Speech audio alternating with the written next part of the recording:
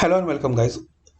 In this short and simple video, we will learn how to make Firefox as a default in your Windows 11 PC or laptop.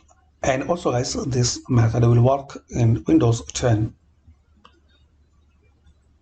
So first thing you have to do, click on Start and open Settings. And here guys, in this left side panel, click on Apps. Now right click. Now left click on Default Apps. Now in this search area, type Firefox. Now open Firefox.